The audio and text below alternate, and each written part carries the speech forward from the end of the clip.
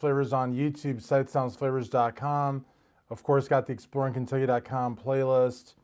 And we're going to be talking about Darrell Brooks Jr., who is running apparently for office. And also, we're going to talk about Spirit Airlines.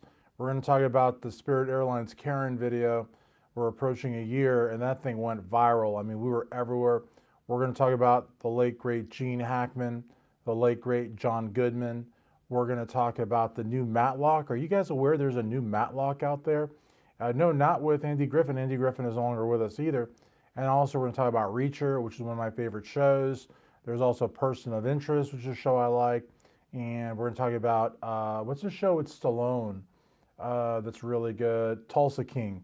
Tulsa King, we might talk about that as well. But definitely want to talk about Darrell Brooks Jr. because there's a lot of interest in the trial again. I've got a venti water from Starbucks, and I've got a Trenta cold brew from Starbucks. So I will be well hydrated. But you know, speaking about Darrell Brooks Jr., I think that a lot of people are fascinated because, you know, they say that he's no longer at the facility. He got moved out west pending appeal.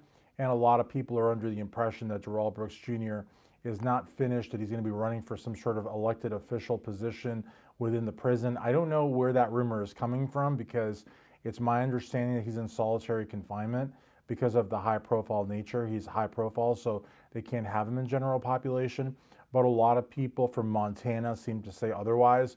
There's a Montana group on Facebook that does a lot of sort of trial stuff. They look at the trial, they look at different aspects of it, and they're under the impression of two things actually. One, that he was attacked, which I don't believe he was because I've looked on all of the websites. I've looked on news websites. I've looked on, you know, prison life websites. I've looked on entertainment websites and channels, and I've not come across any credible article that Darrell Brooks Jr. was attacked in prison. So if that would have been the case, I think that that would have been posted somewhere. I did see a couple of different blurbs, but they were not on credible websites. So I'm beginning to believe that maybe that was like a bit of a hoax, kind of like the Reddit. Remember the Reddit, how upset he got about the Reddit? He wanted a mistrial. But aside from that, though, there is a lot of talk that he's been moved out west pending appeal. And that as much I do believe is true. But the fascination with this guy continues because of the fact that, you know, they want to see a repeat of the trial. And I don't think we're going to be seeing that anytime soon. Again, he made a huge series of blunders. People say that it was Dawn's boyfriend that got him thinking that way. But I don't know. I have a hard time believing that Dawn's boyfriend or anybody, you know, got that sovereign citizen stuff in his head. I'm thinking he probably found that out all on his own, or maybe, you know, people in the holding cells told him. I don't know. I mean, it was a really, really ridiculous thing that he did. And a lot of people in the sovereign citizen movement now are citing Darrell Brooks Jr. and that trial, which I think is ridiculous. I mean, honestly, like, could you imagine if a sovereign citizen walks into the court, I don't know, like in Topeka, Kansas, or you know, Jupiter, Florida, or something, and they start citing, you know, the Brooks trial? That's insane. But the thing is, the sovereign citizen folks, they are a little insane. I mean, let's be honest. I mean, you know, they're bringing up writs that haven't been looked at in 300 years. They're questioning the authority of judges. They're not participating in the process. They're not participating in the process to the point that they're actually doing their own cases harm. But they are so like believing of this. It's really kind of preposterous if you ask me. But at the same time, it's very interesting because so many people watch this hearing. They're like, well, what would it have been like if OJ had testified? Well, it wouldn't have been like that because OJ had the dream team and OJ had a lot of money put into his case. And OJ wasn't about to totally do himself a disservice by spouting a bunch of crap. I mean, OJ was guilty as sin, but OJ was not going to, you know, take the temptation of saying his side, you know, because the risk of doing that was having, you know, Judge Ito see right through him, and it was having Marcia Clark just tear him to smithereens. I mean, Marcia Clark, to me, is cut from the same cloth as Sue Opper. Sue Opper would have obliterated Darrell Brooks Jr. on the stand, and I think he knew that. That being said, he was given many opportunities to take the stand, and he wouldn't do it. He kept playing dilatory tactics. He kept stonewalling. He kept being forced to be taken to the other courtroom. So, you know, a point in time came when Judge Darrell said enough of that, You have forfeited your right. You have not given us a yes or no, so you're not going to testify. And he was livid about that. But you know what? Oh well. Judge Darrell was a good judge, I think. I think she let him get away with a lot of things, but I think ultimately the verdict was right. The only thing that could have been better would have been a death sentence, and unfortunately that wasn't on the table. But again, I'm not a big death penalty kind of guy. I'm Catholic. I'm socially progressive. I don't like the death penalty, but there are cases where it is warranted, and this case would have been warranted. If Darrell Brooks Jr. had gotten the death penalty, I would not have had any problems with it. I wouldn't have protested. I wouldn't even have prayed for him. Honestly, because the reality of the matter is what he did was so heinous, and the fact that he had such a lack of remorse and such a lack of empathy for the families, that how could you feel bad for him? I mean, I don't feel bad for him. And so I think it's one of those things where people just will continue to look at this trial and look at the different aspects of it and just ask themselves, how could this have ever happened? How could this have ever happened? Why was the press allowed to cover this? Why are we watching this? And it would never be a question of we're not going to talk about it or we don't want to see it, because there's like a whole sort of a deep dive that you can do with this hearing. I mean, I've actually met people throughout YouTube that have actually watched all 16 or 17 days of trial. We're talking about probably, I haven't done that, I've never done that, but we're talking about people that have like literally put aside, I don't know, 100 hours to watch it, and to really analyze it. And that's some commitment right there. But I got to tell you, I mean, the OJ trial, OJ never testified. OJ never said two words, and people are still watching that trial and trying to find mistakes and trying to find, where the prosecution went wrong, because race was a factor. It had been after the Rodney King riots, and there was a lot of anger. But to attribute it just to that would be, I think, incredibly naive. I think there was a lot more that went into OJ's acquittal than simply the race card or the times. I think that he had the best defense team, the dream team that money could buy. And even though the prosecutors were good, I don't think they were good enough. I think they also had problems with Mark Furman and had some evidentiary issues. They had some witnesses that didn't give the testimony exactly as they had prepared for, as they had not prepared for, but as they had envisioned. I think they were prepared, but I don't think they were prepared for just, it's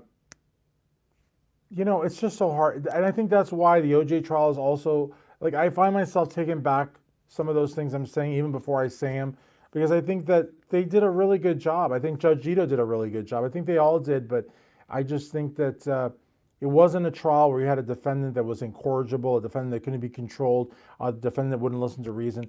I don't know that if Darrell Brooks Jr. had kept the public defenders that he had, that the outcome would have been different. He still would have been guilty because he was guilty, but I think that maybe he wouldn't have I don't know. Honestly, I don't know how it would have been different. Some people say he may have been eligible for parole 50 years down the road, if he even lived 50 more years. I would agree that the trial would have not been the joke that it was, but I don't know that I agree with the fact that there would have ever been any possibility for him to have seen parole, even if it just in theory. I don't think that would have been a possibility. So then people say, well, if the outcome would have been the same, I get it. But the thing is that we are left with a hearing, with a trial unlike anything we've ever seen before, and probably unlike anything we ever want to see again.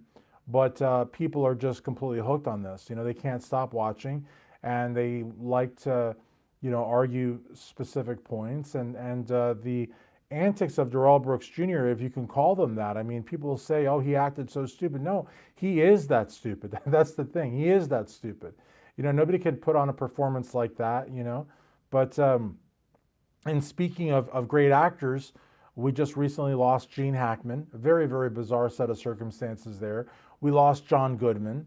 And kudos to John. I mean, he was able to take control of his life. I mean, he suffered with obesity, and he was able to get in really good shape, and he did some great movies. And we lost two great ones there. Did you guys know that there's a new Matlock out? I had no idea. There's a new Matlock. I used to love, I almost feel weird saying it, the old Matlock with Andy Griffin. And I liked His two private detectives. I liked when he had his daughter on the show, his TV daughter. I liked when he had, I mean, all the characters. I mean, he did a really, really good job. But now there's a new Matlock, and I don't know that I want to see it. I don't know if it's supposed to be like a woke Matlock because there's a woman there, and there's nothing against women. Some of the best lawyers are women, but Matlock was a guy. So why is Matlock now a woman? I don't know. Reacher, the new Reacher's out. I was able to watch 3 episodes of that. I really wish I could have watched more. I like to binge watch, so watching as they come out isn't really my cup of tea. Tulsa King, I'm sure by now there's at least 3 or 4 new Tulsa King episodes, so I'll be looking forward to that. I went to church today, St. Rita, and I'm about like this close to joining Knights of Columbus, which I always wanted to join. I'm like looking for friends locally because it's rough. My best friend lives in Columbus. My other best friend lives in Michigan. 2 best friends up there. So, you know, down here, I'm kind of like on my own, but, you know, the Panera on Rudy Lane, that's my go-to spot. So if you're in Louisville, go to the Panera on Rudy Lane. I know everybody there. So I usually go there. I got my private office here where I do all my videos at the intersection of Hurstbourne and Shelbyville Road. Got my Planet Fitness, go to Well downtown, you know, but I don't have a lot of friends here. So hopefully with the Knights, I'll make some friends and, you know, but overall though, I have a good life. You know, I've got some really good friends around the country and around the world. And I love doing this. And a lot of you want me to do more videos on the ridiculous Darrell Brooks trial. And I say ridiculous because, you know, with nothing but respect for the families and the victims and the community, but ridiculous in that what Darrell Brooks Jr. was able to get away with. The shenanigans, he didn't like that word, but the shenanigans and the outbursts, the threats, the nonsense, sovereign citizen stuff he spouted, the words he butchered like sustain and axe. You know what I mean? Just, you'd have thought he had to be on some sort of narcotic, you know, some kind of a psychedelic, but no, he wasn't. He was just as dumb as rocks as he was. And then, you know, his mom, you know, who I empathize with, you know, I feel bad for, you know, I empathize in the sense that I feel bad that she's having to go through this, and I feel bad she's having to have that pain inside, but she's also not to be confused with the inventor of the Rubik's Cube, because to go to a hearing like this when your son has done what he did, and then to read from Maya Angelou's, you know, a caged bird sings is a really, really insensitive and horrendous, I mean, just an absolutely outrageous thing for you to do. And there are people that believe that Dawn really kind of got away with one because she could have been an accessory after the fact. I mean, she was, I don't know, I don't want to go there, but if you listen to the testimony of the man that was duped into letting Darrell Brooks Jr.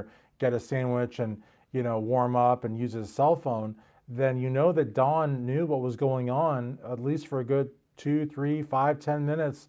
And I don't know if she was calling an Uber or not. I don't know. But the thing is that she knew something was up, right? And so, I don't know. The grandma infuriated a lot of people. You know, Dr. Mary Edwards, you know, hostage negotiator, chemist and astronaut, you know, because she was like up there, you know, promoting herself and her website. And then she comes out with like a dozen podcasts after that, and ministries. And the roommate, I don't think really annoyed anybody. Darrell Brooks' roommate, I think people thought that, you know, maybe she just knew him in a different part of his life, and maybe that she just was trying to be a friend. But his grandma and his mom, you know, and it was very funny, not funny, it was really bizarre, because I know people don't like when I mention this, because I don't know why, but Norman Nix did a really, really good interview with Erica Patterson on the Norman Nix show.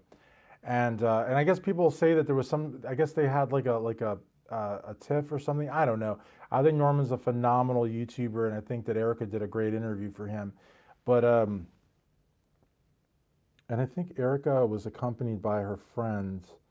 What was her friend's name? Well, anyways, where I was going with that is that